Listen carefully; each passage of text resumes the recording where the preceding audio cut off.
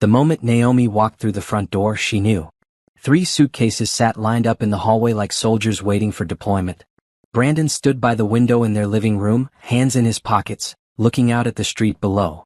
He didn't turn around when she entered. "We need to talk," he said, his voice flat and emotionless. Naomi set her purse down on the console table. Her heart was beating fast, but her hands stayed steady. She'd known this day would come. For 2 years she'd been watching, waiting, preparing. The late nights he claimed were work meetings. The receipts that didn't match his stories. The new cologne. The way he flinched when she touched him. "I'm leaving," Brandon said, finally turning to face her. "I'm going back to Simone." The name hung in the air between them. Simone. His college girlfriend. The one he'd dated for 4 years before they met. The one whose pictures he'd kept hidden in an old box in the garage. The one whose social media he still checked when he thought Naomi wasn't looking. "I see," Naomi said. Her voice was calm, almost detached. Brandon seemed disappointed by her lack of reaction. He'd probably expected tears, begging, maybe even anger. Instead, she stood there in her green blouse and black slacks, looking at him like he was a stranger. "That's it?" he asked. "That's all you have to say? What would you like me to say?" He ran his hand through his hair, frustrated. "I never really loved you, Naomi. I thought I could. I tried. But Simone, she's the one. She always was. 10 years. They'd been married for 10 years. Naomi thought about their wedding day, how handsome he'd looked in his tuxedo.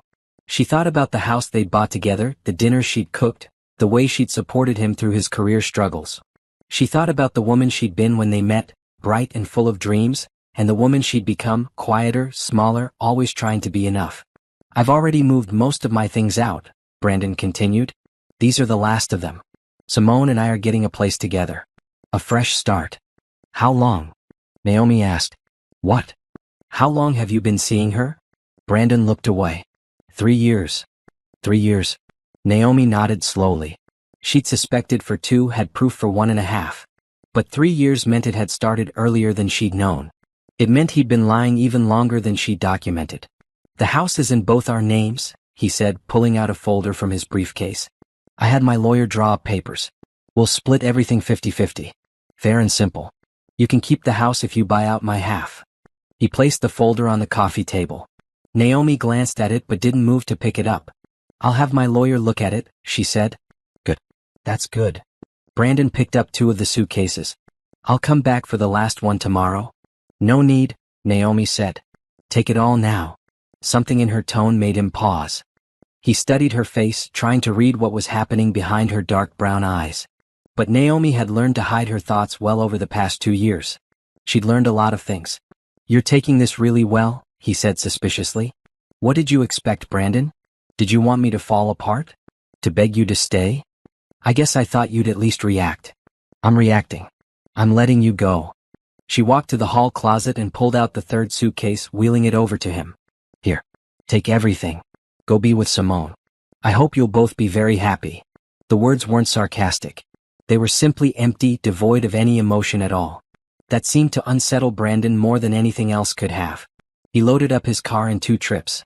Naomi watched from the window, the same window he'd been standing at when she came home. When he drove away, she didn't cry. She didn't collapse.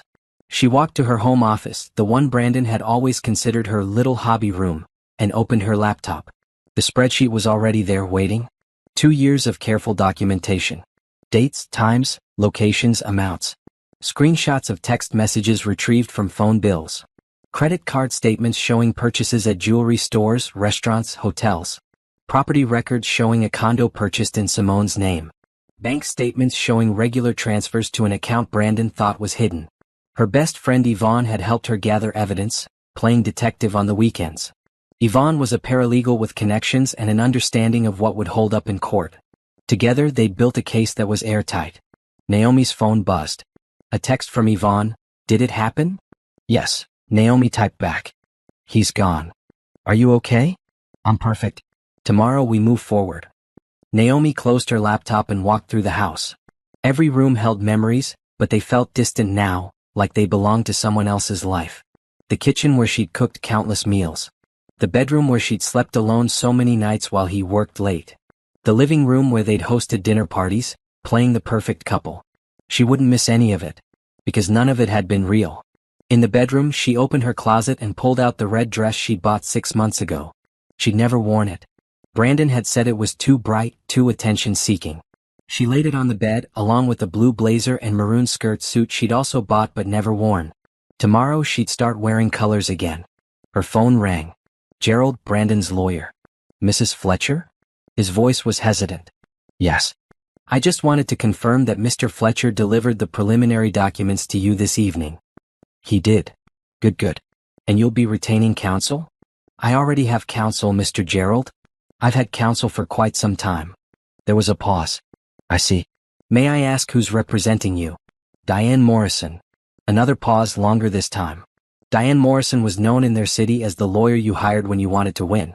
She was expensive, ruthless, and had never lost a divorce case.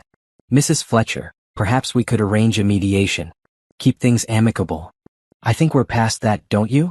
My husband just told me he never loved me and has been having an affair for 3 years. Amicable isn't really on the table. Of course I understand. I just thought. Good night, Mr. Gerald. I'm sure we'll be in touch soon.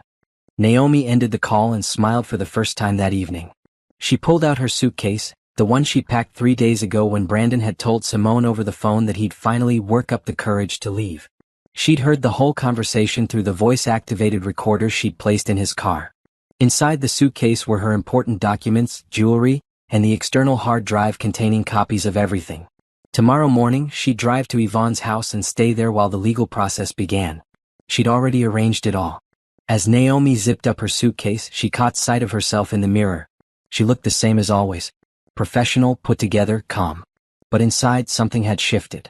The woman who had walked through that door 2 hours ago would have begged him to stay, would have blamed herself, would have tried to fix what was broken. This woman, the one looking back at her now, knew better. This woman had learned that love should never make you smaller. That trust, once broken, couldn't be wished back together. That sometimes the best revenge wasn't screaming or crying or making a scene. Sometimes the best revenge was preparation. Naomi picked up her phone and made one final call. Diane? It's time. File everything tomorrow morning. Are you sure? Her lawyer asked. Once we start this, there's no going back. I've never been more sure of anything in my life. As she hung up, Naomi felt something she hadn't felt in years. Not happiness, not yet. But something close to it. Something that felt like freedom. Naomi didn't sleep that night. She didn't need to. Her mind was clear, her purpose absolute. She sat at her desk, going through every document one final time, checking for gaps, making sure everything was in order. The house felt different without Brandon in it. Lighter somehow. The air moved more freely. She'd always thought that was just a saying people used, that a space could feel different when someone left. But it was true. The house seemed to breathe easier. At midnight, Yvonne showed up with coffee and Chinese food. I knew you wouldn't eat, she said, letting herself in with the spare key Naomi had given her years ago. They sat at the kitchen table, the same table where Naomi and Brandon had eaten breakfast together that morning. He'd kissed her cheek before leaving for work, a perfunctory gesture he'd been performing for years. She'd known then that it would be the last time. How are you really doing? Yvonne asked, studying her friend's face. Naomi considered the question. I feel like I've been holding my breath for 2 years and I can finally exhale. No regrets. About what? The marriage? I gave it everything I had. I was a good wife. I supported him, believed in him, put his dreams before mine. And he threw it all away for someone he couldn't let go of. Naomi took a sip of coffee. No, I don't have regrets. I have clarity. Yvonne pulled out a manila envelope from her bag. The last piece. I picked it up this afternoon. Inside were photographs. Brandon and Simone at a restaurant last week. Brandon and Simone entering a hotel 3 months ago. Brandon and Simone shopping for furniture 2 weeks ago. Every image was time-stamped and location verified. Perfect, Naomi said, adding them to her file. He has no idea what's coming, does he? None. They worked together through the night, organizing documents into categories: financial assets, property, evidence of infidelity, misuse of marital funds. Each section was meticulously labeled and cross-referenced. At 3 a.m., Yvonne leaned back in her chair. You know, most people would have fallen apart by now. I fell apart 2 years ago, Naomi said quietly. When I first found out, I cried for 3 days straight. I couldn't eat, couldn't sleep. I wanted to die. I remember. I stayed with you that whole weekend. And then Monday came and I had to decide. Did I want to be a victim? Did I want to beg him to stay, to choose me? Or did I want to be smart? Naomi looked at her friend. I chose smart. You chose strength. Same thing. At dawn, they loaded everything into Naomi's car. Her clothes, her personal items, her documents, her art supplies. Everything that mattered. Everything that was truly hers. The movers are coming tomorrow for the rest, Naomi said as they walked through the empty rooms one last time. All my grandmother's furniture, my books, everything I brought into this marriage, it's all documented. He can't claim any of it. What about the joint stuff? Already photographed and appraised. Diane has the list. They drove to Yvonne's apartment as the sun rose over the city. Naomi watched the streets pass by, familiar and strange at the same time. She'd driven these roads for 10 years, going to and from the house she'd shared with Brandon. After today, she'd never have to drive them again. At 9 a.m. sharp, Diane called. Everything's filed. The court has the documents. I've requested an emergency hearing for the asset freeze based on evidence of fund transfers and hidden accounts. How long? Judge Patterson is on the case. She's fast and fair. I'd say we'll have a preliminary hearing by the end of the week. And Brandon? He'll be served within the hour. Naomi felt her heart rate increase slightly. This was it. The moment everything became real. There's something else, Diane continued. I had my investigator do a final sweep. Simone has debts. Significant ones. Credit cards, personal loans. I think that's part of why she's been with Brandon. He's been paying them off. Using our money. Exactly. Which means we can argue for full restitution plus damages. After the call ended, Naomi sat on Yvonne's couch, staring at nothing. Yvonne sat beside her, not speaking, just being present. What if I'm wrong? Naomi finally said. What if I'm being vindictive? Are you taking anything that isn't rightfully yours? No. Are you lying about anything? No. Then you're not being vindictive. You're being just. Yvonne squeezed her hand. He made choices. Now he gets to live with the consequences. Naomi's phone buzzed. A text from a number she didn't recognize. What have you done? Brandon. He must have been served. She deleted the message without responding. Another text. Naomi, please. We need to talk about this. Delete. You can't do this. This isn't fair. Delete. I'll fight this. You won't win. Delete. The text kept coming, but Naomi turned off her phone. She'd said everything she needed to say by filing those papers. Words were done now. Actions were what mattered. Yvonne made breakfast while Naomi showered. When she emerged, wearing her red dress for the first time, Yvonne smiled. Now that's the Naomi I remember. The one from before. I'm not her either, Naomi said. I'm someone new. Someone better. They spent the day organizing Naomi's things in the spare bedroom, making it feel like home. Yvonne had cleared out space in the closet and bathroom. She'd bought fresh flowers and put them on the nightstand. You didn't have to do all this, Naomi said. Yes, I did. You're my sister. Not by blood, but by choice. And you'd do the same for me. That evening, Diane called again. Gerald called me. 3 times. He sounds panicked. What did he say? He wants to negotiate. Says his client is willing to be reasonable if we drop the emergency motions. And what did you tell him? I told him we'll see him in court. Naomi smiled. Perfect. There's more. Brandon tried to access one of the joint accounts this afternoon. It was frozen 2 hours before he got there. He also tried to get into the safe deposit box. Same thing. Everything's locked down tight. He's starting to understand. Oh, he's just beginning to understand. Wait until the hearings start.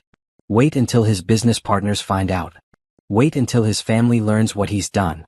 After dinner, Naomi sat by the window in her new temporary home, watching the city lights flicker on one by one.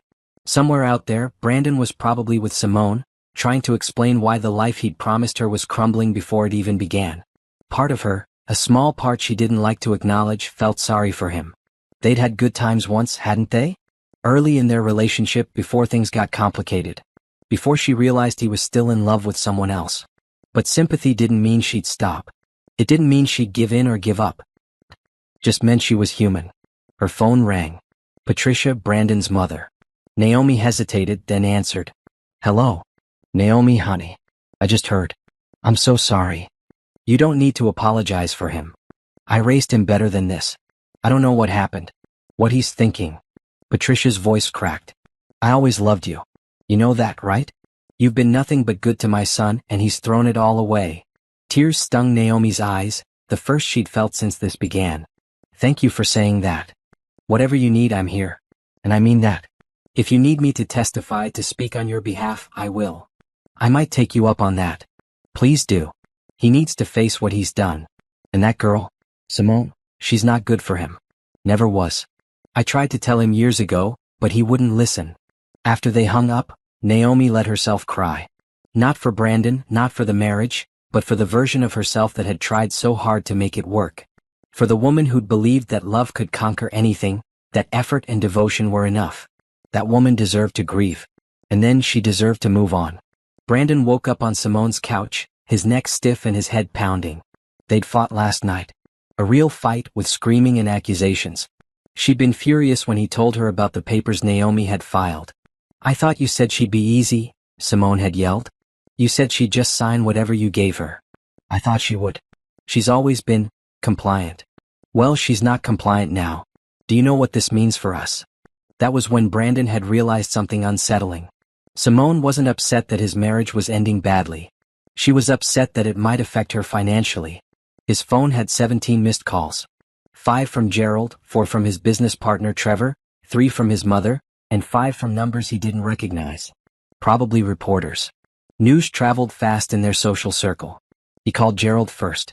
Finally, his lawyer answered. We need to talk. Now. I'm at Simone's. I can be at your office in an hour. No. This is too sensitive. I'm coming to you. Give me the address. Gerald arrived 30 minutes later, looking like he hadn't slept. His usually immaculate suit was wrinkled, his tie loose. He sat at Simone's small kitchen table and opened his briefcase. This is bad, Brandon. Worse than bad. This is a disaster. Just tell me. Your wife, ex-wife, whatever she is now, she's been documenting everything.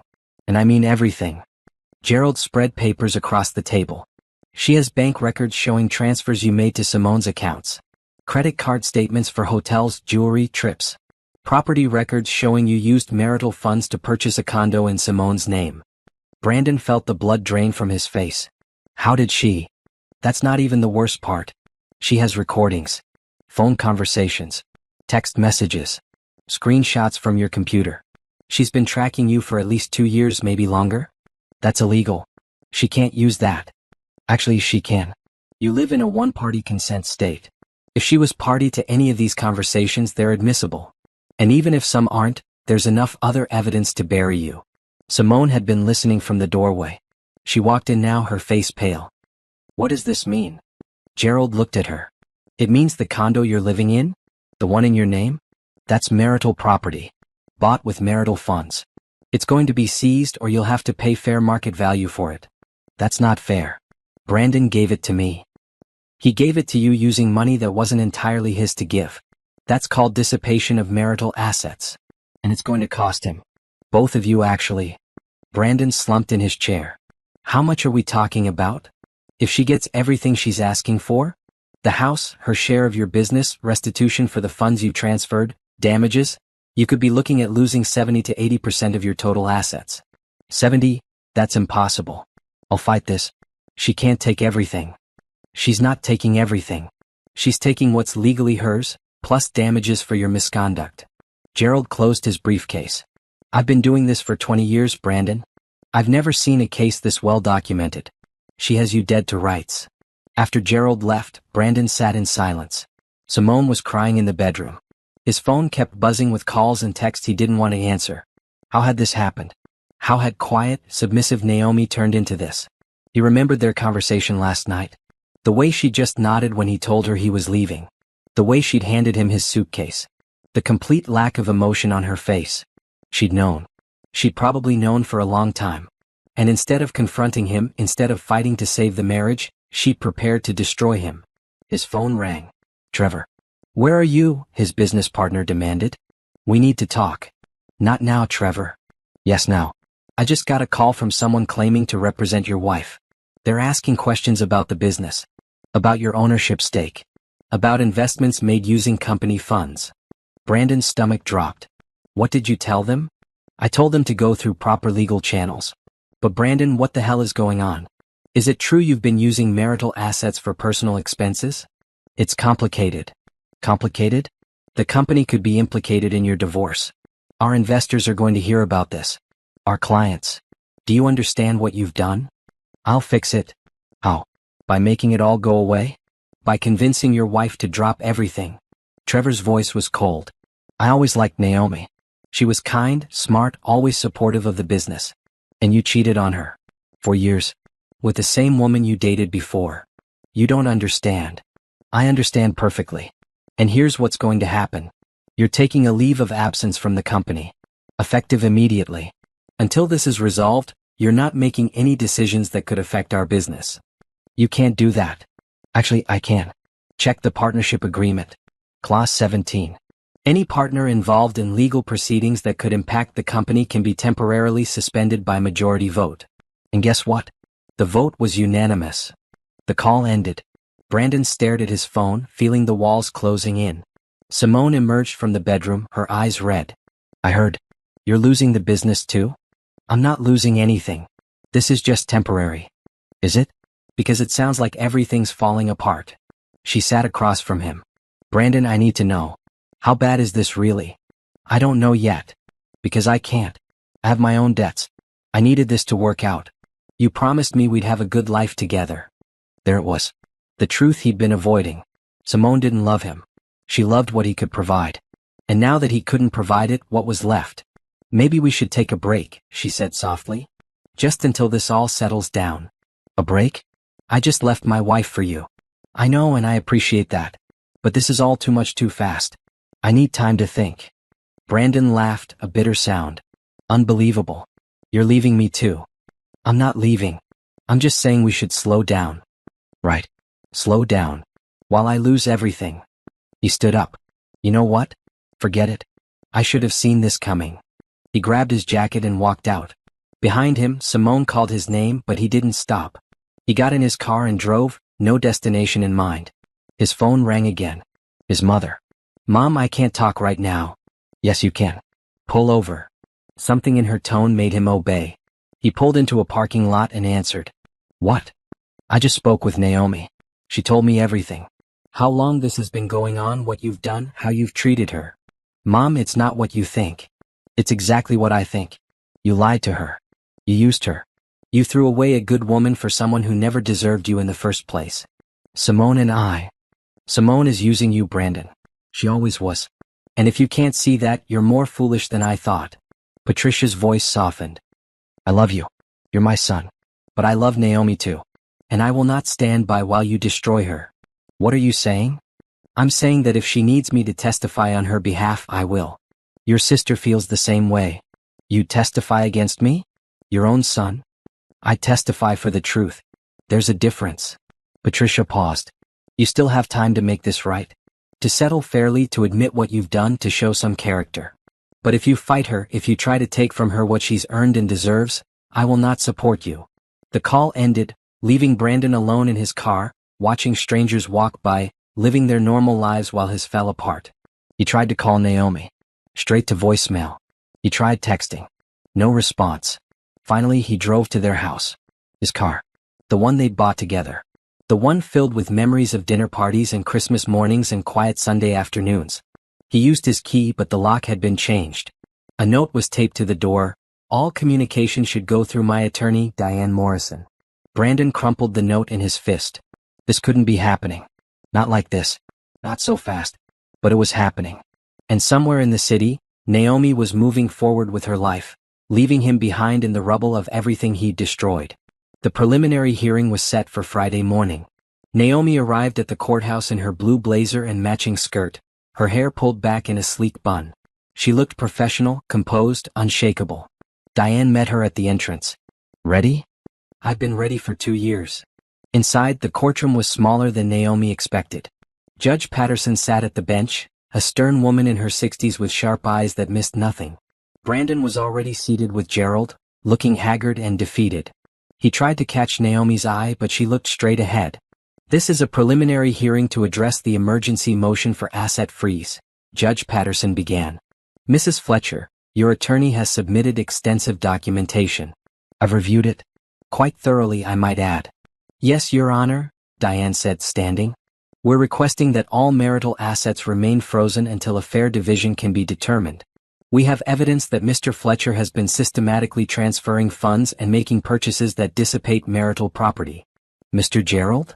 Brandon's lawyer stood, less confident than usual. Your Honor, my client acknowledges that mistakes were made. However, we believe the scope of the freeze is too broad. Mr. Fletcher needs access to funds for living expenses, legal fees. Mr. Fletcher should have thought about that before he spent marital funds on a condominium for his girlfriend. Judge Patterson's voice was dry. Motion granted. The freeze stays in place. Gerald tried again. Your Honor, perhaps we could agree to a monthly allowance. Your client can get a job like everyone else. Next item. Diane presented the evidence, piece by piece.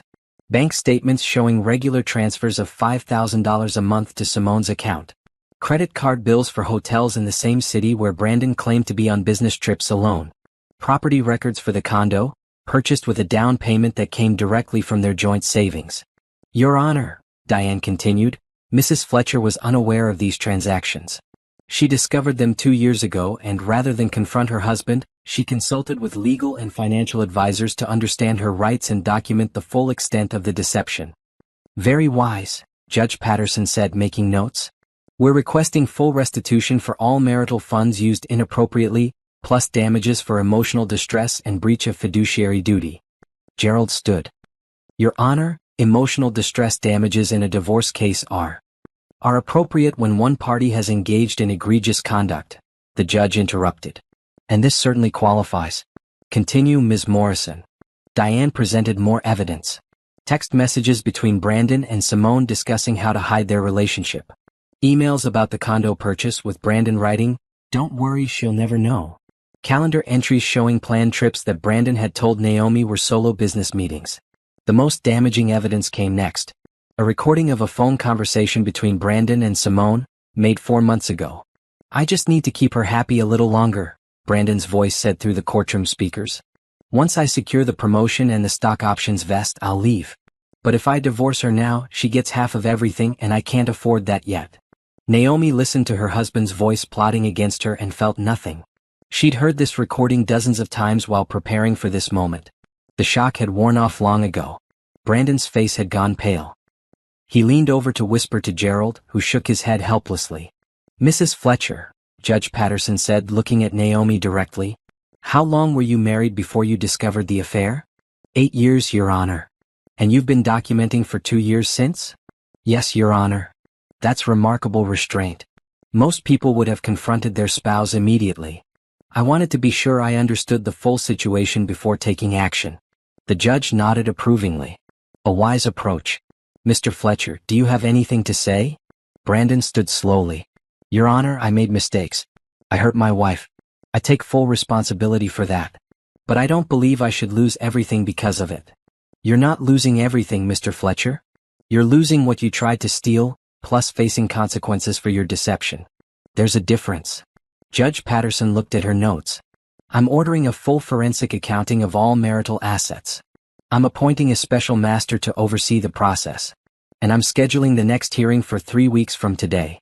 Your Honor, Gerald interjected, 3 weeks doesn't give us much time to. Then I suggest you work quickly. This case is straightforward. Your client engaged in marital misconduct and financial deception. The only question is the extent of damages. She banged her gavel. We're adjourned. Outside the courtroom, reporters waited. Word had spread about the case. A successful businessman caught in an elaborate affair, his wife fighting back with years of evidence. It made for good headlines. Diane handled the press while Naomi slipped out a side entrance with Yvonne. That went well, Yvonne said as they walked to the parking garage. It's just the beginning.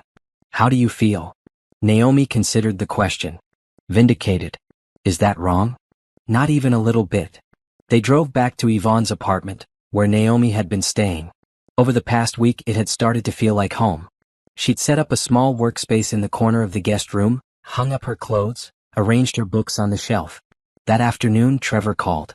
Brandon's business partner. Naomi? I hope it's okay that I'm reaching out. Of course. What can I do for you? I wanted to talk to you about the business. About your investment. My investment? Your grandmother's trust fund. When you and Brandon got married, You invested a significant portion of it in the company. I'm looking at the records now. $200,000 over the course of your marriage. Naomi had forgotten about that. Brandon had asked her to invest, said it would help the company grow, that they'd both benefit. She'd agreed because she trusted him. I want you to know, Trevor continued, that investment has grown substantially. The company's worth 10 times what it was when you first invested. Which means your stake is worth approximately $2 million. Naomi sat down. $2 million? Yes. And as a major investor you have certain rights, including voting rights on major decisions. He paused. Like whether Brandon remains a partner. I don't want to interfere with the business. You're not interfering. You're protecting your investment. Brandon's actions have put the company at risk. His judgment is compromised. Several of our clients have expressed concerns about continuing to work with us if he remains involved. What are you suggesting? I'm suggesting we buy out his partnership. He'd still receive fair value for his stake, but he'd no longer have decision-making power or day-to-day involvement. And your investment would be protected. Naomi thought about this. Brandon had built that company from nothing. It was his dream, his passion. Taking it from him would hurt more than taking the house, more than taking the money. But he'd taken her trust, her love, her 10 years. He'd taken her dreams of a family, of growing old together. He'd taken everything that mattered and thrown it away. Do what you think is best for the company, she said finally. After the call, Naomi sat in silence. Yvonne found her there an hour later, staring out the window. What happened? Naomi explained about the investment, about Trevor's call, about the buyout. He's going to lose the company, she said quietly. Everything he worked for. He did this to himself, Naomi. I know. But it still feels heavy. Yvonne sat beside her. You know what I think? I think you're one of the strongest people I've ever met. You didn't lash out, didn't seek revenge for revenge's sake. You just stood up for yourself and demanded what was fair. There's nothing wrong with that. Then why do I feel guilty? Because you're a good person. Because even after everything he did, you still care about his pain. That's not weakness. That's humanity. Yvonne squeezed her hand. But don't let that humanity make you doubt yourself. You're doing the right thing. That night, Naomi received an email from Diane. The forensic accountant had completed the preliminary review. The total amount of marital funds Brandon had transferred or spent on Simone was close to $400,000. $400,000. Over 3 years. Money that should have gone to their savings, their retirement, their future. Instead, it went to maintaining his affair. The email continued, given the evidence and the judge's favorable response, I recommend we push for a settlement. Full custody of the house, 70% of remaining assets, full restitution of the $400,000, plus an additional $50,000 in damages. I believe we can get it. Naomi wrote back, proceed. She closed her laptop and looked around the small guest room that had become her sanctuary. In 3 weeks this would all be over. She'd have the house back empty of Brandon's presence. She'd have financial security. She'd have justice. But what she wanted most, she realized, was peace. The kind of peace that came from knowing she'd fought for herself, that she hadn't let him break her, that she'd emerged from this nightmare stronger than before. That night, she slept soundly for the first time in 2 years. The forensic accountant's full report arrived via courier on Monday morning. It was 300 pages long, meticulously detailed, and damning. Diane called as soon as Naomi finished reading it. This is even worse than we thought, her lawyer said. He's been siphoning money for almost 4 years, not 3. And there are more accounts we didn't know about. How much total? Close to $600,000. Maybe more once we trace everything. Naomi felt dizzy. $600,000. Over almost half their marriage. Money she'd earned through her own work, her inheritance, their joint investments. Gone, transferred bit by bit to support another woman. There's something else, Diane continued. The condo isn't the only property. There's also a car, registered in Simone's name but with loan payments coming from your joint account. And jewelry. Lots of jewelry. Can we get it back? Most of it, yes. The condo will either be sold or Simone will have to pay fair market value to keep it. The car can be repossessed. The jewelry, that's trickier, but we'll try. That afternoon, Brandon finally got through to her. He'd been trying for days, but Naomi had blocked his number. This time, he called from a number she didn't recognize. Naomi, please. Just talk to me. She should have hung up. She'd promised herself she wouldn't engage with him outside of legal proceedings. But something in his voice, a desperation she'd never heard before, made her pause. What do you want, Brandon? I want to fix this. I want to make things right. It's too late for that.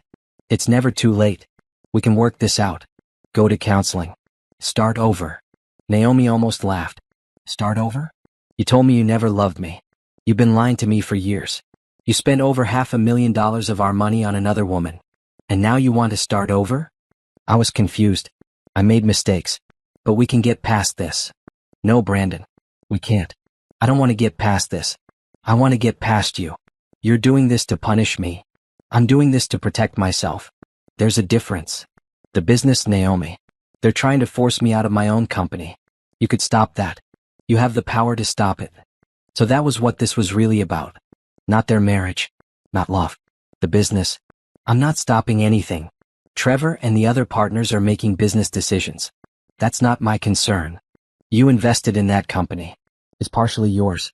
You could vote to keep me on. Why would I do that? Because despite everything, we were partners once. We built a life together. That has to mean something. It did mean something. Until you destroyed it. Naomi's voice was steady, calm. Goodbye, Brandon. She hung up and immediately blocked the new number. Her hands were shaking, but not from sadness. From anger, pure and righteous. Yvonne came home to find Naomi pacing the apartment. He called, Naomi said.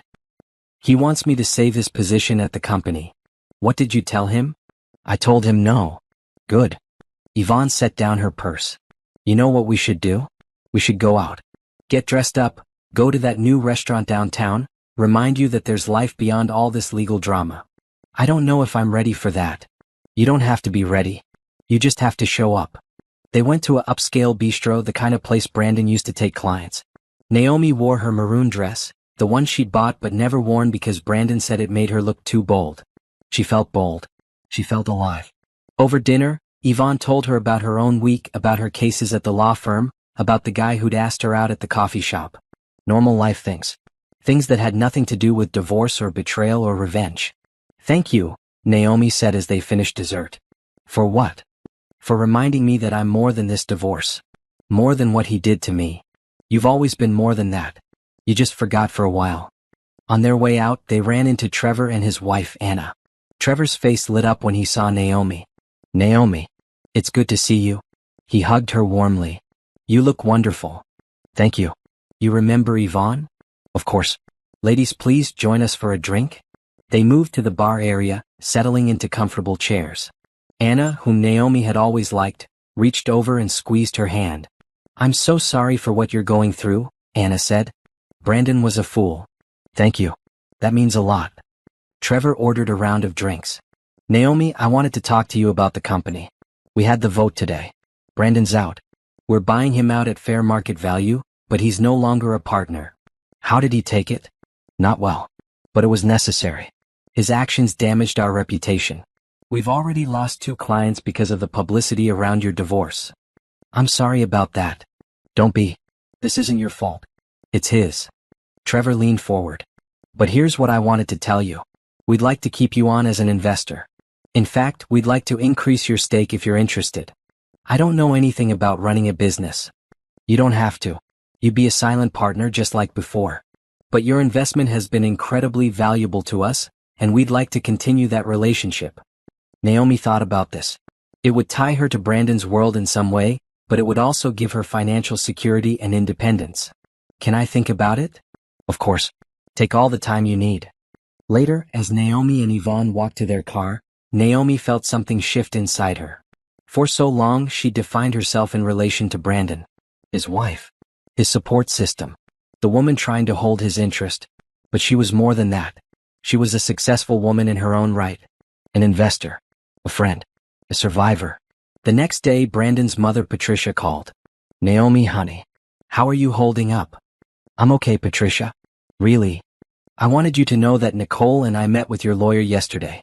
We gave statements about Brandon's behavior, about the marriage, about Simone. You didn't have to do that. Yes, we did. You were family to us for 10 years. You still are as far as I'm concerned. What Brandon did was wrong and we're not going to pretend otherwise. Naomi felt tears prick her eyes. Thank you. That means more than you know. He's my son and I love him. But love doesn't mean blind support. It means holding people accountable when they hurt others. Patricia paused. He came by yesterday. He's living in a small apartment now. Simone left him. She left.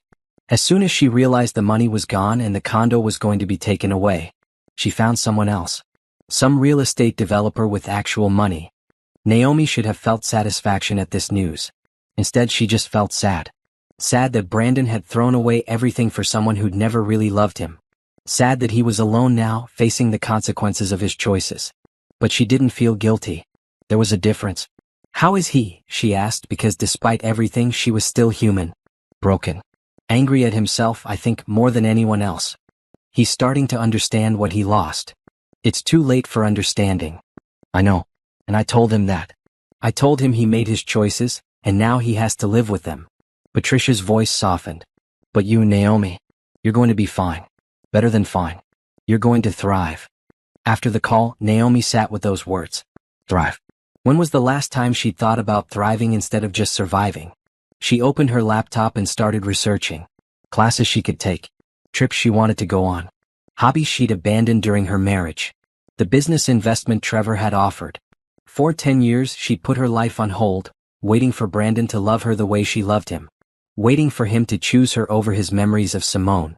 Waiting for something that was never going to happen. She was done waiting. That night she called Diane. About the settlement. I want to add something. What? I want him to pay for me to go back to school. I gave up my master's degree when we got married because he needed support launching the business. I want that back. Consider it done. Naomi smiled.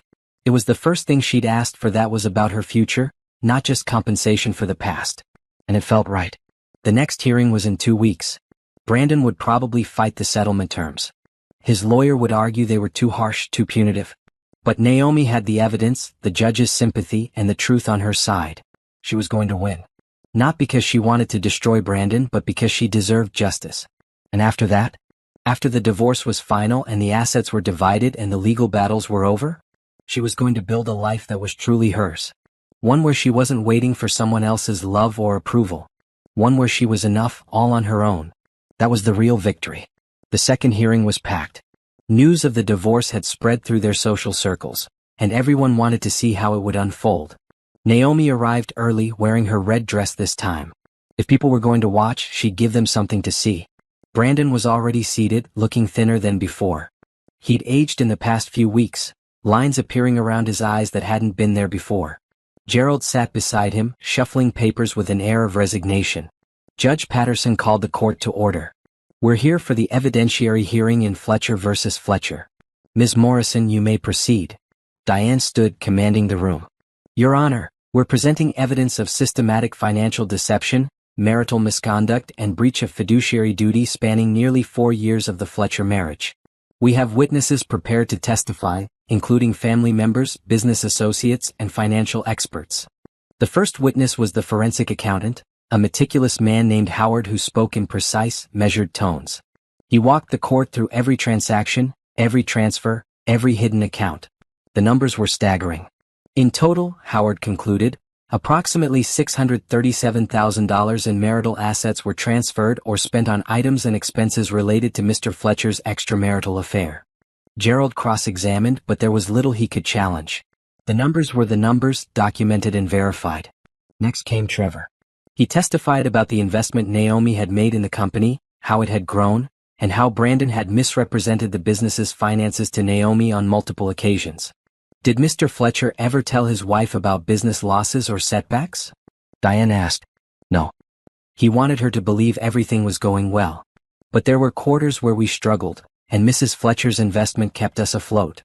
She deserved to know that, but Brandon never told her. Why do you think he kept that information from her? I think he didn't want her to know how much he needed her.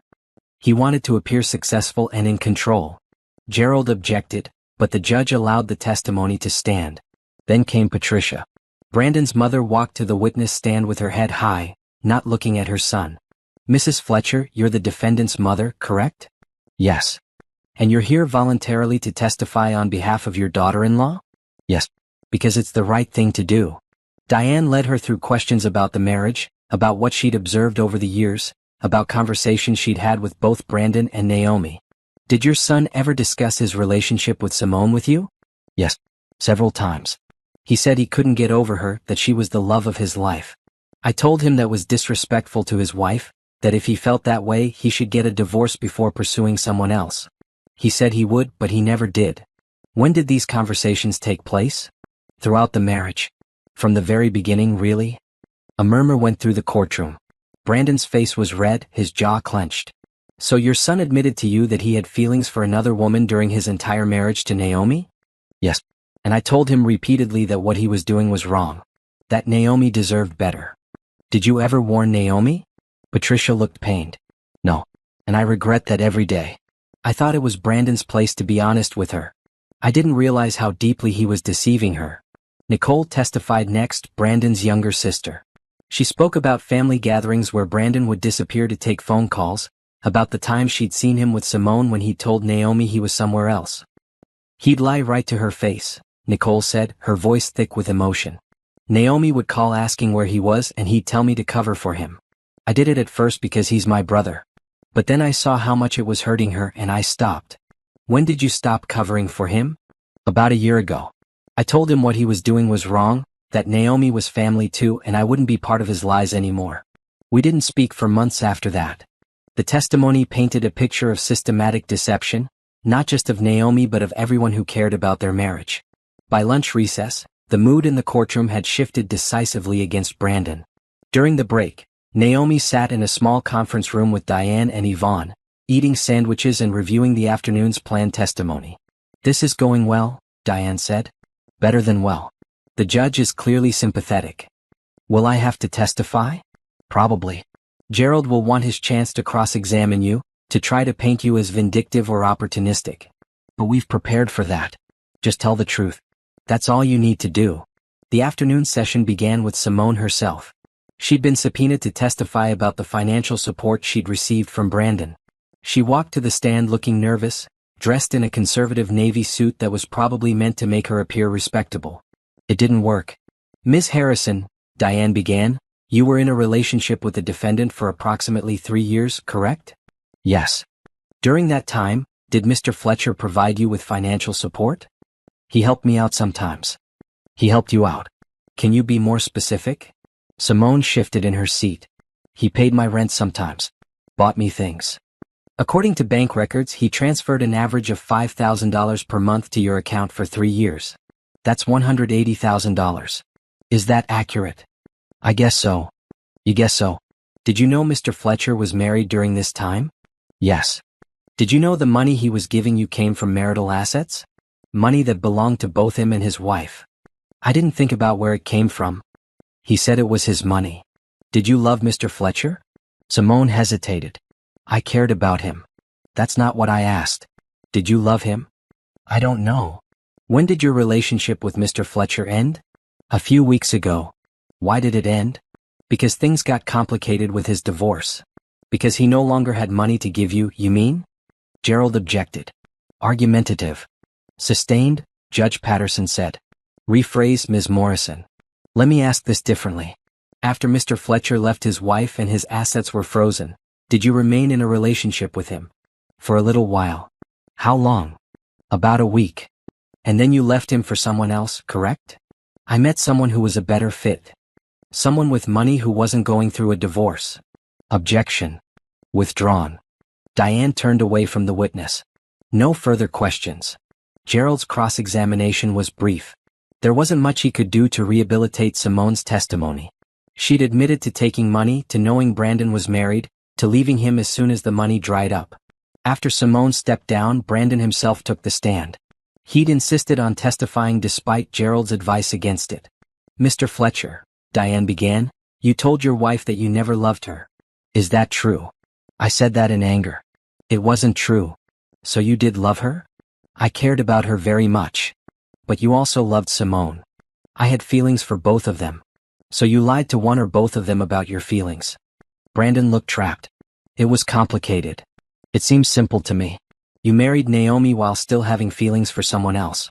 You maintained a relationship with that someone else throughout your marriage. You spent over $500,000 of marital funds on that relationship.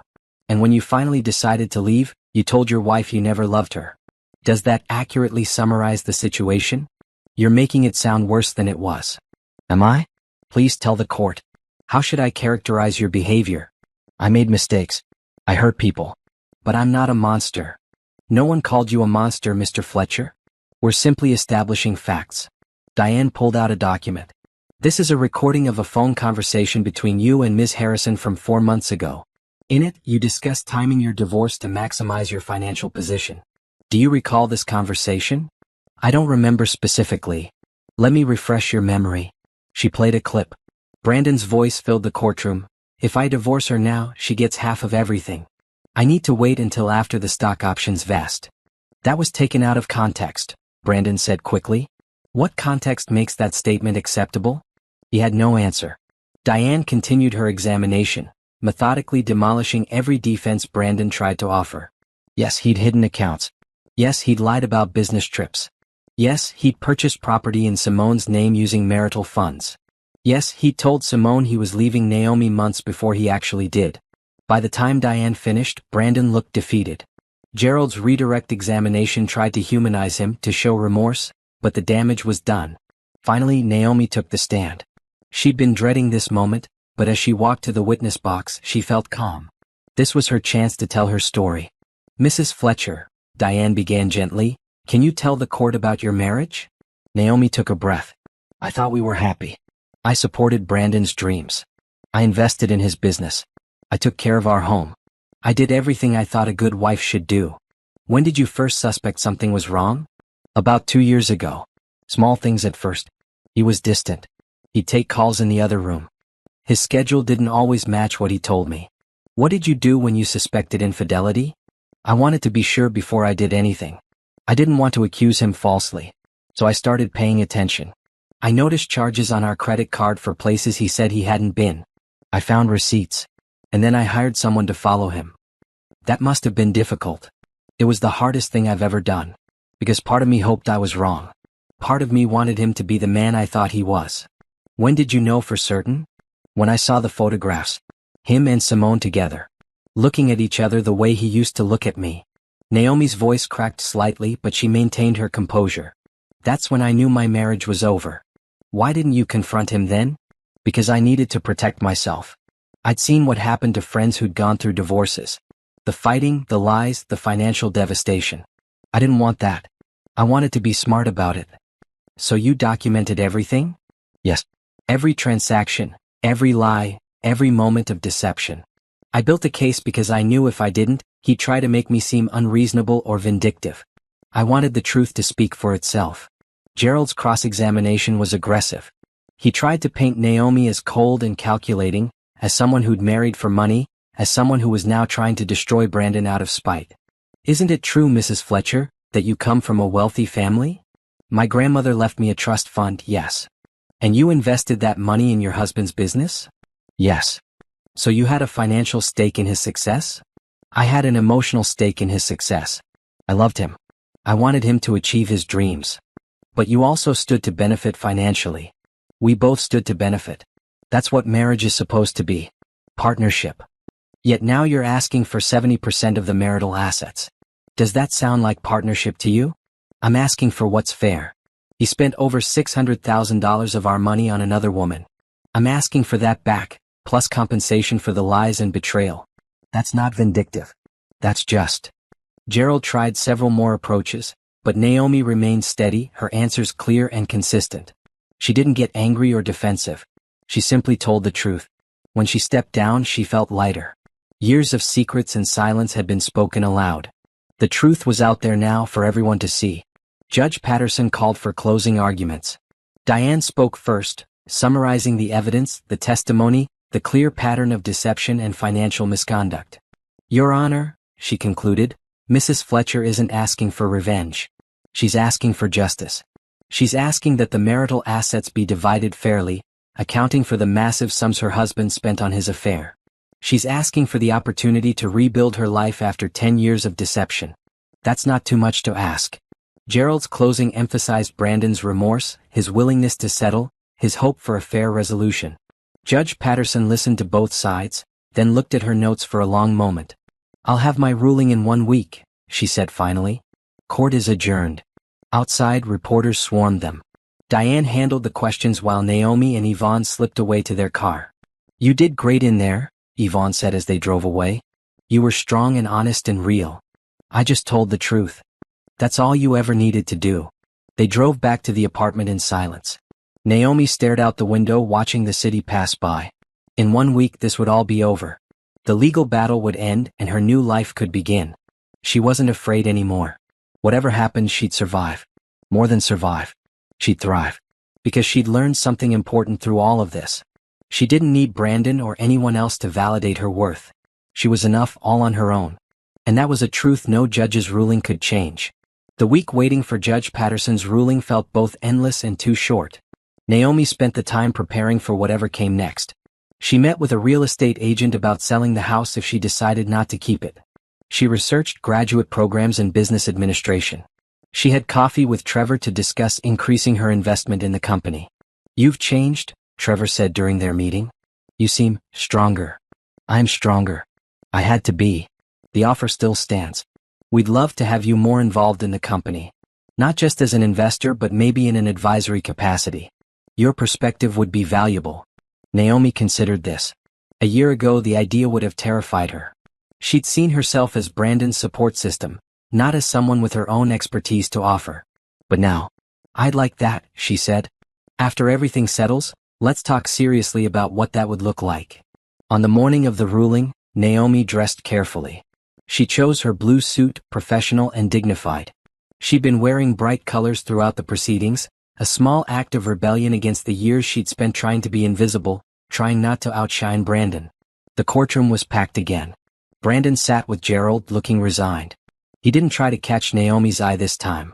Patricia and Nicole sat in the gallery behind Naomi, showing their support. Judge Patterson entered and everyone stood. She settled at her bench and opened a folder. "I've reviewed all the evidence and testimony in this case," she began. "I've also reviewed the arguments from both counsel. This is one of the most clear-cut cases of marital misconduct I've seen in my 20 years on the bench." She looked at Brandon. "Mr. Fletcher, you systematically deceived your wife throughout the majority of your marriage.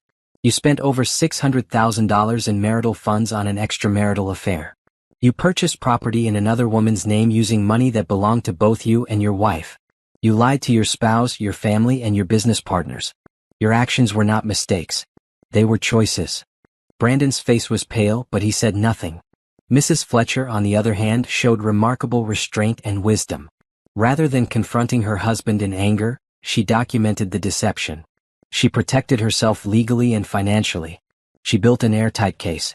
I commend her for that approach. Judge Patterson looked at her notes. "Here is my ruling. The marital home goes to Mrs. Fletcher, free and clear. Mr. Fletcher will receive no compensation for his interest in the property." Gerald started to object, but the judge held up her hand. "Mr. Fletcher forfeited any claim to that property when he spent hundreds of thousands of dollars on his affair. Consider it the cost of his choices."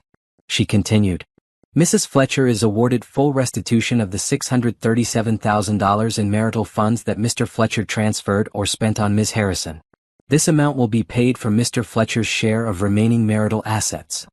Additionally, Mrs. Fletcher is awarded $200,000 in damages for emotional distress and breach of fiduciary duty. Mrs. Fletcher's investment in Fletcher Technologies is recognized as separate property, having come from her personal inheritance. The current value of that investment, approximately $2 million, belongs solely to her. The remaining marital assets, after all transfers and awards, will be divided 60-40 in Mrs. Fletcher's favor. Finally, Mr. Fletcher will pay for Mrs. Fletcher to complete her master's degree, an educational goal she abandoned to support his career. Estimated cost, $100,000. Judge Patterson looked up from her notes. "Are there any questions about this ruling?" Gerald stood. "Your Honor, this is extremely one-sided. My client will be left with almost nothing. Your client should have thought of that before he spent over $500,000 on an affair. The ruling stands." She banged her gavel. "This case is closed. The marriage of Naomi and Brandon Fletcher is dissolved." The courtroom erupted in murmurs. Naomi sat still, processing what had just happened. She'd won. Completely. More than she'd even hoped for. Diane leaned over and squeezed her hand. "Congratulations. That's one of the best outcomes I've ever seen in a divorce case." Brandon stood and walked out quickly, Gerald following. He didn't look back. Patricia came forward and hugged Naomi tightly. You deserved every bit of that. Thank you for testifying. For supporting me. Your family, honey. That doesn't change just because my son was a fool. Nicole hugged her next. If you need anything at all, you call me. Outside, Diane handled the press while Naomi slipped away with Yvonne. In the car, they sat in silence for a moment. How do you feel? Yvonne finally asked. Relieved. Vindicated. Free. Naomi looked at her friend. And ready to move forward. They drove back to the apartment, but it didn't feel like going home. Because the apartment had always been temporary, a safe harbor during the storm. Now the storm had passed.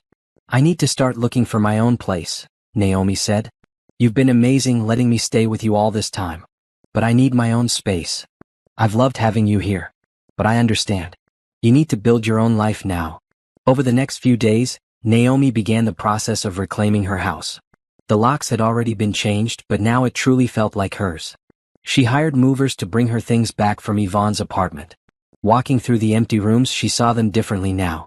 Not as the house she'd shared with Brandon, but as a space full of possibility. She could redecorate, rearrange, make it truly hers.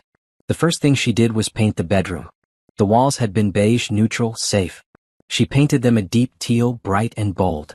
Then the living room in a soft green. The kitchen got yellow cabinets. Color flooded back into her life, literally and figuratively.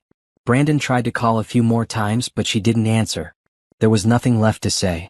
The legal battle was over. Their marriage was over. They were strangers now, connected only by paperwork and memories. One evening, about a week after the ruling, Patricia stopped by with a casserole. I know you're probably tired of people bringing you food, she said. But I'm a mother. It's what we do. They sat in the newly painted living room eating and talking. How is he? Naomi asked, surprising herself with the question. Brandon?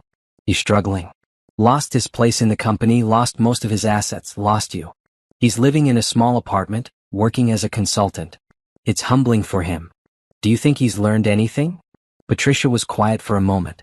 I think he's learning. Whether he truly changes, time will tell. But that's not your problem anymore. No, it's not. He asked about you. Wanted to know if you were okay. What did you tell him? I told him you're better than okay. I told him you're thriving. Naomi smiled. I'm getting there. She enrolled in a graduate program at the local university, starting classes in the fall. She accepted Trevor's offer to take a more active role in the company, joining the advisory board. She started painting again, something she'd loved in college but had abandoned during her marriage. Her art studio became the guest bedroom, walls covered with canvases in various stages of completion. Bright colors, bold strokes, emotions transformed into something beautiful. Yvonne visited often, always bringing wine and laughter. They'd sit in the backyard garden talking about everything and nothing. You know what I love? Yvonne said one evening. How you've reclaimed everything. Your house, your career, your hobbies. Your whole life. It feels good. Like I'm finally becoming who I was always meant to be. What about dating? Are you ready for that? Naomi considered the question. Maybe. Eventually. But I'm not rushing into anything. I'm happy on my own right now. That's something I need to appreciate. Smart woman. 3 months after the divorce was finalized, Naomi attended a charity gala for a local arts foundation. She donated some of her paintings for the auction and had been invited to attend. She wore a stunning emerald green gown, her hair styled in elegant curls. She felt beautiful not because she was trying to impress anyone, but because she finally felt comfortable in her own skin. At the gala, she mingled with artists and patrons, discussing techniques and inspirations. One of her paintings sold for $5,000, with the proceeds going to support young artists. Congratulations, a voice said behind her. She turned to find a man in his late 30s, handsome with kind eyes. I'm James. I bought your painting. Thank you. That's very generous. It spoke to me. All that color and emotion. You're very talented. They talked for a while about art and life and dreams. He was a teacher, he told her, working with at-risk youth. He'd always believed in the power of creativity to heal. I understand that, Naomi said. Art saved me in a lot of ways. From what? From forgetting who I was. James nodded, understanding in his eyes. Would you like to get coffee sometime? I'd love to hear more about your work. Naomi hesitated, then smiled. I'd like that. As she drove home that night, she thought about how far she'd come. From the woman who'd nodded silently when her husband said he never loved her, to the woman who'd fought for what she deserved, to the woman who was now open to new possibilities. The journey hadn't been easy.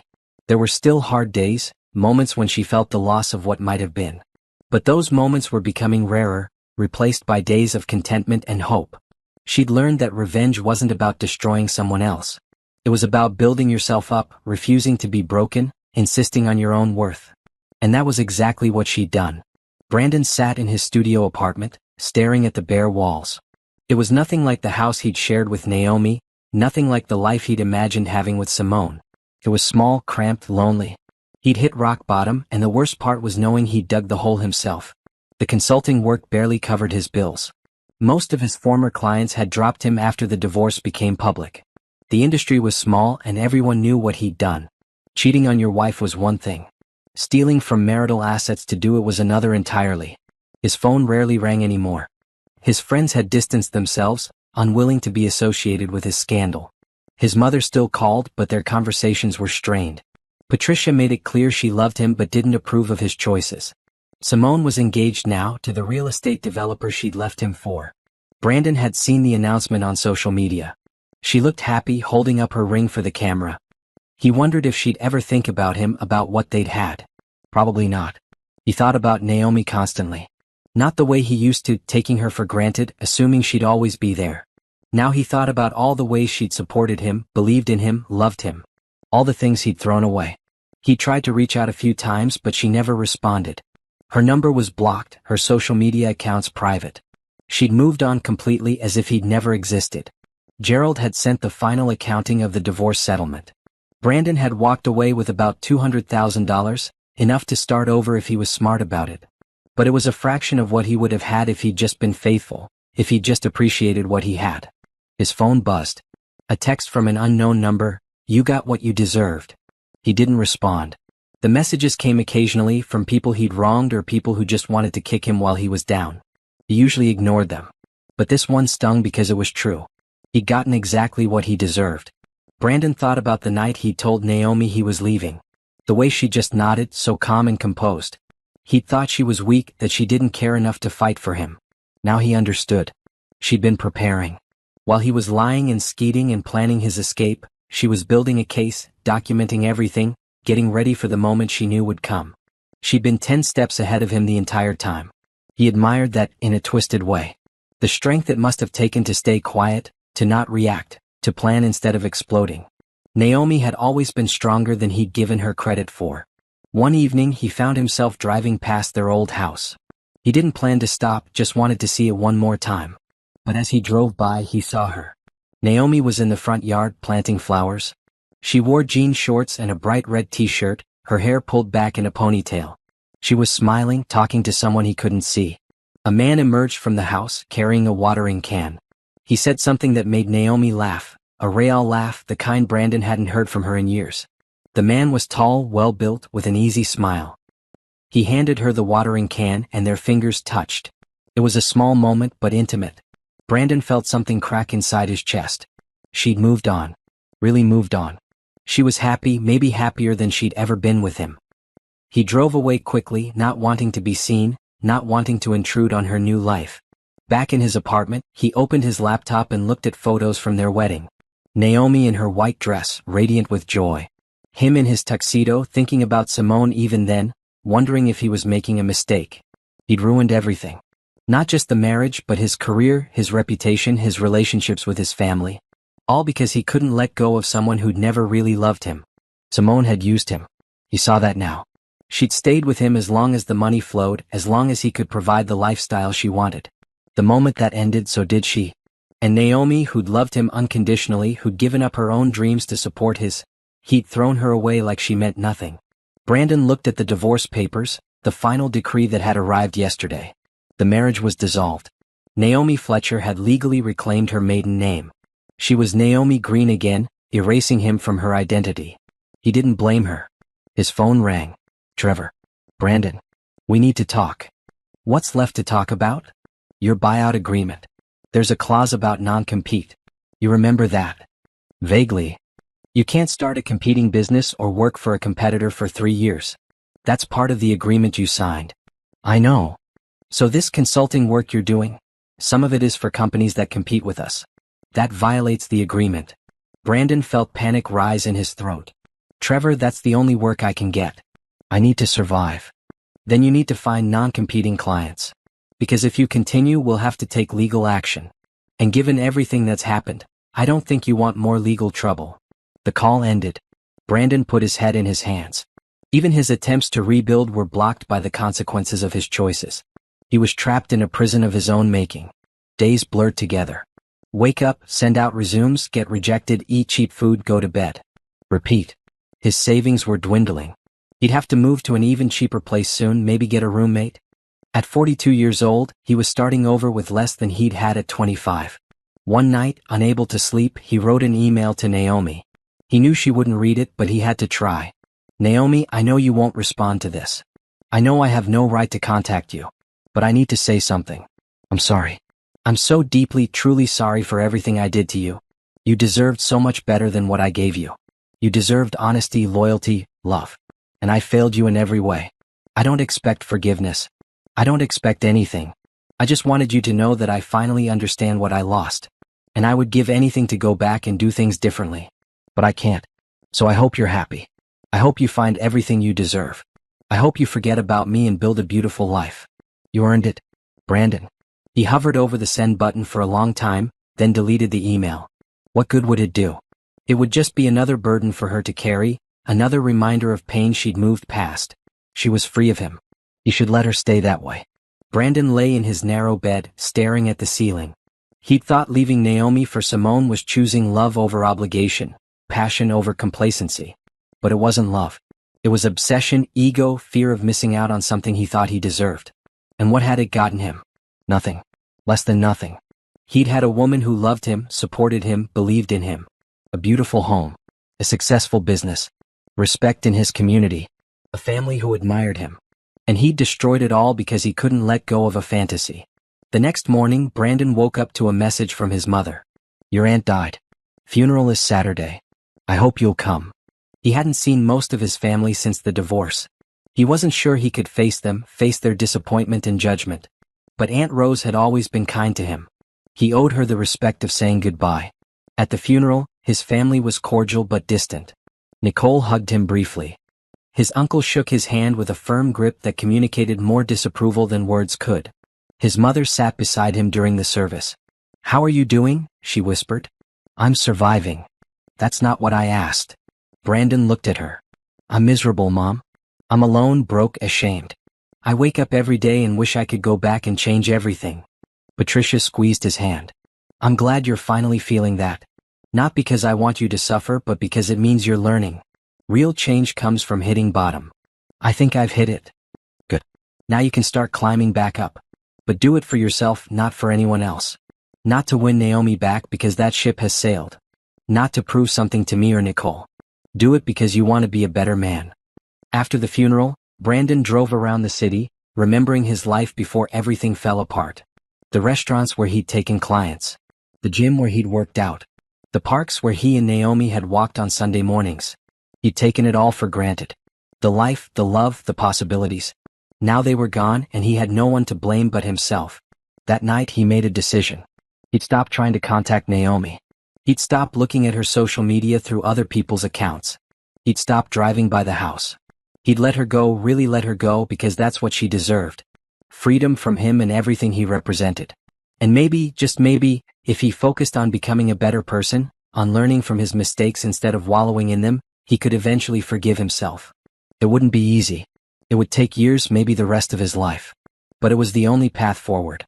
Brandon looked around his small apartment, at the life he'd reduced himself to. This was his rock bottom. His breaking point. And from here the only way to go was up. 6 months after the divorce was finalized, Naomi stood in her newly renovated kitchen, sunlight streaming through the windows she'd had enlarged. The house looked nothing like it had during her marriage. Every room had been transformed with bright colors, new furniture, personal touches that reflected who she was, not who she tried to be. Her favorite change was the sunroom she'd added, a glass-enclosed space filled with plants and her easels. She painted there every morning before starting her day, losing herself in colors and creativity. Graduate school was challenging but invigorating. Her classes in business management and entrepreneurship pushed her to think differently, to see possibilities where she'd only seen limitations before. Her professors praised her insights, particularly her understanding of workplace dynamics and organizational culture. She'd learned more than she'd expected, not just about business but about herself. She was smart, capable, strategic. All the things she'd suppressed during her marriage, trying to make Brandon feel superior, trying not to threaten his ego. Trevor had made good on his offer. Naomi now sat on the advisory board for Fletcher Technologies, which had been renamed Meridian Tech after Brandon's departure. Her investment had grown substantially, and she provided valuable input on company decisions. "You have good instincts," Trevor told her during one board meeting. "You see things the rest of us miss."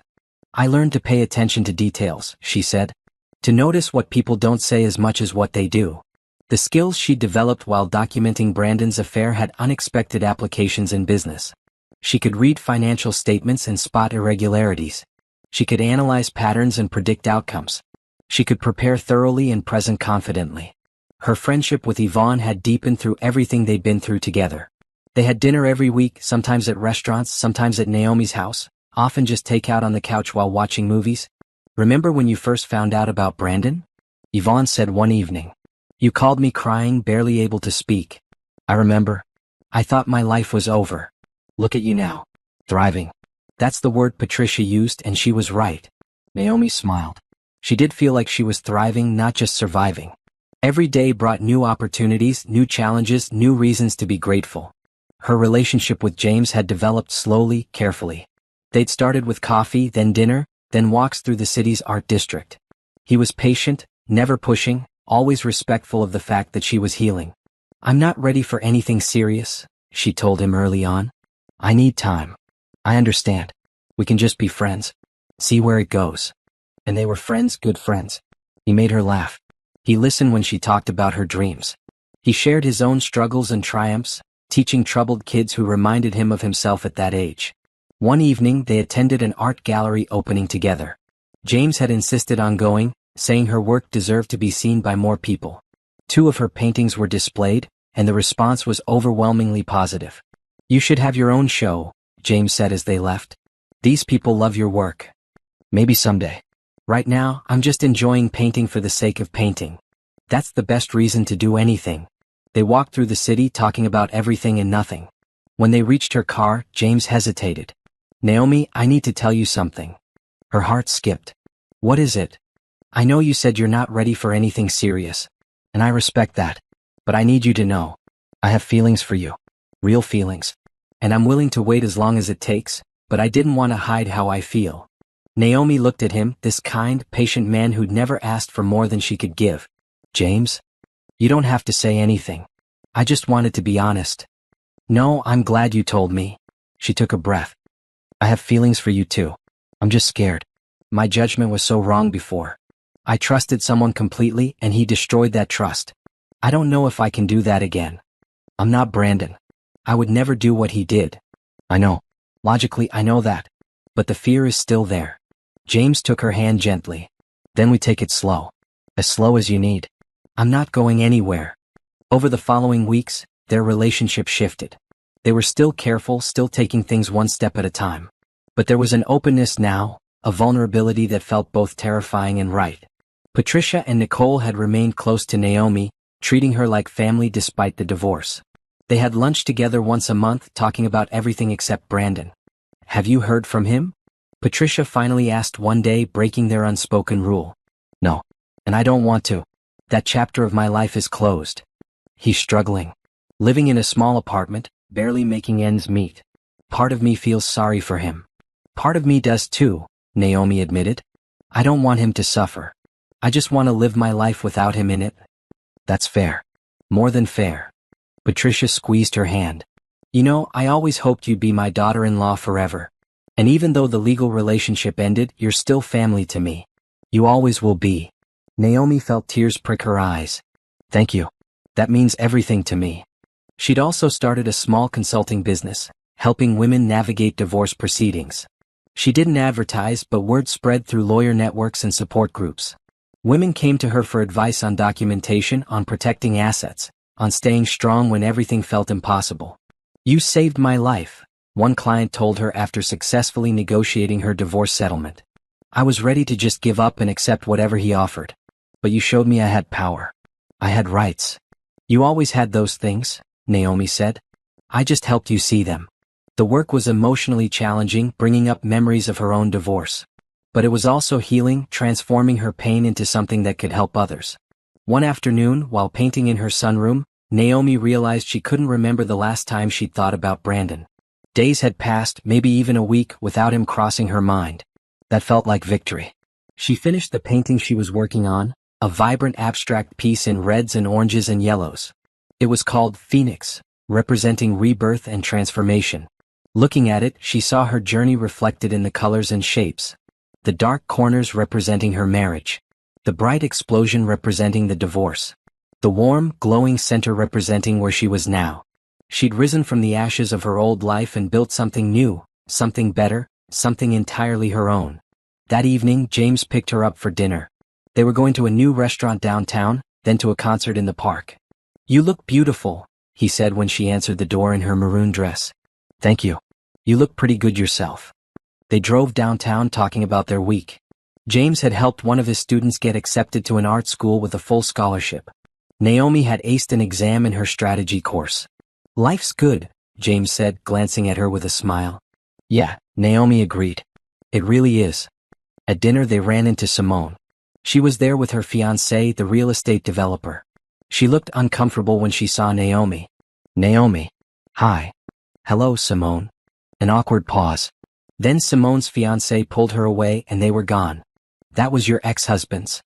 James trailed off. "Yes." "His affair partner. How do you feel?" Naomi thought about it. "Nothing. I don't feel anything. She's just a stranger now, part of a life that doesn't exist anymore. That's healthy. It took a while to get here. But I'm glad I am." After dinner, they walked to the park where the concert was being held. The summer evening was perfect, warm with a gentle breeze. They found a spot on the grass and listened to the band, a local group playing jazz standards. "Naomi," James said during a quiet moment between songs, "I know we're taking things slow. And I respect that. But I want you to know. I'm all in. Whenever you're ready, however that looks, I'm here." Naomi looked at him, this man who'd been so patient, so kind, so different from Brandon in every way that mattered. "I think I might be ready," she said softly. "I think I might be ready to try again." He smiled and they kissed, gentle and sweet and full of possibility. As the concert continued, Naomi leaned against James and looked up at the stars. She thought about the woman she'd been a year ago, the one who'd nodded silently when her husband destroyed her world. That woman was gone. In her place was someone stronger, wiser, more complete. Someone who knew her worth and wouldn't settle for less. Someone who'd fought for what she deserved and won. The divorce hadn't broken her. It had freed her. And now, finally, she was ready to embrace everything that freedom could bring. 2 years after the divorce, Naomi stood backstage at the Grand Hotel ballroom, smoothing down her blue silk gown. Her hair was styled in loose waves, and she wore the diamond earrings her grandmother had left her. She looked polished, confident, powerful. Tonight was the annual charity gala for the Arts Foundation, an organization she joined 6 months ago. They'd asked her to give the keynote speech, a request that had both honored and terrified her. Yvonne appeared at her side, looking stunning in a red dress. "You ready?" "I think so. I've practiced the speech 100 times. You're going to be amazing.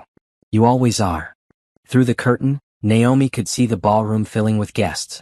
Business leaders, artists, philanthropists, community members. All there to support the arts and hear about the foundation's work. James was out there somewhere along with Patricia and Nicole. Trevor and Anna. Her professors from graduate school. The women she'd helped through their divorces. All the people who'd supported her journey. The foundation director, a woman named Sharon, came backstage. 5 minutes, Naomi. The introduction is starting. Naomi took a deep breath. She'd come so far from the woman who'd been afraid to speak up, afraid to take up space, afraid to shine. Out in the ballroom, Sharon took the stage. "Good evening, everyone. Thank you for joining us for our annual gala. Tonight, we're honored to have a very special speaker. Naomi Green is many things. An artist, an entrepreneur, an advocate for women's rights, and a generous supporter of the arts. But more than that, she's a testament to resilience and transformation. Please welcome Naomi Green. The audience applauded as Naomi walked onto the stage. The lights were bright, but she could see faces in the crowd. Smiling faces, supportive faces. And in the back, barely visible, was Brandon. She'd known he might come. The gala was open to the public, and he still had connections in the community. For a moment, their eyes met. He looked older, worn down by life. But also, softer somehow. Less arrogant. Naomi looked away and began her speech. Good evening. 2 years ago, I stood in a courtroom fighting for my dignity, my rights, my future. I was ending a marriage that had defined me for a decade, and I was terrified. Not just of the legal battle, but of who I would be without that identity. Without being someone's wife. Without that role I'd played for so long. The room was silent, everyone listening. I'd spent 10 years making myself smaller, quieter, less ambitious. I'd convinced myself that supporting someone else's dreams was the same as having my own. That love meant sacrifice, even when that sacrifice wasn't reciprocated. Even when that sacrifice was destroying me. Naomi looked around the room, making eye contact with different people. But here's what I learned. Love isn't about making yourself smaller. It's about finding someone who celebrates your bigness. Who wants you to be fully yourself, in all your bright, bold, complicated glory. And if you don't have that, if you have to dim your light to make someone else comfortable, that's not love. That's a cage. She paused, letting the words sink in. The divorce was the best thing that ever happened to me. Not because I wanted my marriage to fail. I didn't. I fought hard to make it work. But sometimes, the bravest thing you can do is let go of what's destroying you, even if you love it. Even if letting go means starting over with nothing. Except I didn't start with nothing. I started with myself. With my strength, my intelligence, my creativity, my resilience. With the support of people who truly loved me. And that was enough. More than enough. Naomi smiled, feeling the truth of her words. Today, I'm here not just as a survivor of a difficult divorce, but as someone who's thriving. I finished my master's degree. I sit on the board of a successful tech company. I've built a consulting business helping other women navigate similar journeys. I paint, I create, I live fully. I wake up every day grateful for the life I have, the life I've built. The Arts Foundation asked me to speak tonight about second chances and new beginnings. And I believe in both of those things. But I want to add something else. Believe in yourself. Believe that you're worth fighting for. Believe that your dreams matter, your voice matters, your life matters. Don't wait for permission to be yourself. Don't wait for someone else to validate your worth. Don't settle for less than you deserve because you're afraid of being alone. Being alone isn't the worst thing that can happen. Losing yourself is. The audience was completely still, hanging on every word. I also want to talk about forgiveness. Not the kind where you forget what happened or let people back into your life who hurt you. But the kind where you release the anger that's poisoning you. Where you choose peace over bitterness, growth over revenge. Someone once told me that the best revenge is living well. They were right.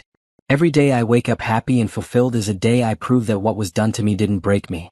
That's more powerful than any punishment I could have inflicted. So tonight, I'm here to celebrate second chances.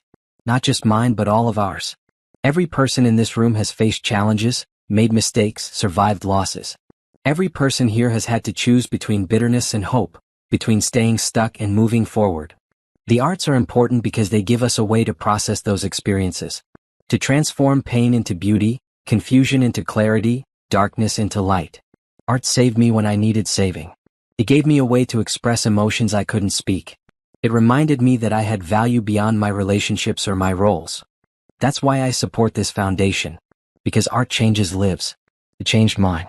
And I want to help ensure that everyone, regardless of their circumstances, has access to that transformative power. Naomi took a breath, coming to the end of her speech. 2 years ago, I thought my life was over. Today, I know it was just beginning. I hope that if you're facing something difficult right now, if you're in the middle of your own storm, you can hold on to that hope. You will get through this. You will be okay. You will be more than okay. You will rise. You will thrive.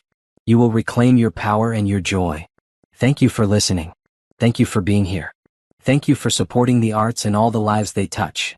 The audience erupted in applause, a standing ovation that went on for several minutes. Naomi stood there, taking it in, feeling the love and support wash over her. As she left the stage, Sharon hugged her. That was incredible. People are crying out there. Good tears, I hope. The best kind. James found her in the hallway, pulling her into a tight embrace. I'm so proud of you. Thank you for being here. Always. Patricia and Nicole were next, both wiping tears from their eyes. You were magnificent, Patricia said. Absolutely magnificent. I meant every word. I know you did. That's what made it so powerful. The rest of the evening was a blur of conversations and congratulations. People kept approaching Naomi, sharing their own stories, thanking her for her honesty and courage. Later, as she and James danced to a slow song, she saw Brandon leaving. He looked back one more time and she could see something in his face. Not longing or regret, but acknowledgement. Recognition that she'd moved on completely, that she'd built a life he had no place in. She felt neither satisfaction nor sadness. Just nothing. He was part of her past, but he had no power over her present or her future. What are you thinking about? James asked. How lucky I am. How good life is. It is good, isn't it? It really is. They swayed to the music, surrounded by people who cared about them, in a life Naomi had built from nothing. A year later, Naomi published a book. Rising, a guide to navigating divorce and reclaiming your power. It became a bestseller, helping thousands of women go through what she'd experienced. She opened an art gallery in the city, showcasing her work alongside other emerging artists. The opening night was packed, with pieces selling faster than she'd anticipated. She and James moved in together into a new house they'd chosen together. It had big windows and bright rooms and a studio space for her painting. It felt like home from the first day. Graduate school led to a position as a professor, teaching business strategy to undergraduates. She loved working with young minds, helping them see possibilities they hadn't considered. Her consulting business expanded, and she hired 2 associates to help with the caseload. Women traveled from across the state to work with her, knowing she understood what they were going through. She reconnected with old friends from college, the ones she'd lost touch with during her marriage. They were amazed by her transformation, by how she'd taken tragedy and turned it into triumph. 5 years after the divorce, Naomi stood in her gallery at a showing of her latest collection. The pieces were called Metamorphosis, charting her journey from darkness to light. James stood beside her, her partner in every sense of the word. Patricia and Nicole were there, along with Yvonne and Trevor and so many others who'd supported her. A young woman approached hesitantly. Miss Green? I read your book. It saved my life. I was in a relationship like yours and I didn't know how to leave. Your book showed me the way. I'm glad I could help, Naomi said, taking the woman's hand. You saved yourself. You did the hard work. I just provided some guidance. What you did, fighting back, documenting everything, getting justice, that was so brave. It wasn't brave. It was necessary. I was protecting myself. That's what bravery is. As the evening wound down, Naomi and James walked through the gallery, looking at her paintings. Each one told a story, captured a moment, represented a feeling from her journey. You know what I love about your art? James said. It's so full of life, of color and energy and hope. That's how I feel now. Finally. You've come so far. We've come so far, she corrected. You've been part of this journey too. He smiled and kissed her forehead. I'm just lucky to be along for the ride. That night, as Naomi lay in bed, she thought about the woman she'd been when this all started. The one who'd nodded when her husband said he never loved her. The one who'd been afraid and hurt and lost. That woman had found her strength. Had fought for herself. Had built a life more beautiful than anything she'd imagined. And now, surrounded by love and success and genuine happiness, Naomi understood something profound. Revenge wasn't about destroying the person who hurt you. It was about refusing to let them destroy you. It was about building something so beautiful from the wreckage that their actions became irrelevant. Brandon had tried to break her. Instead, he'd freed her. And that freedom had led to a life beyond her wildest dreams. She'd won. Not just the legal battle, but the battle for her own soul, her own future, her own happiness. And that was the greatest victory of all.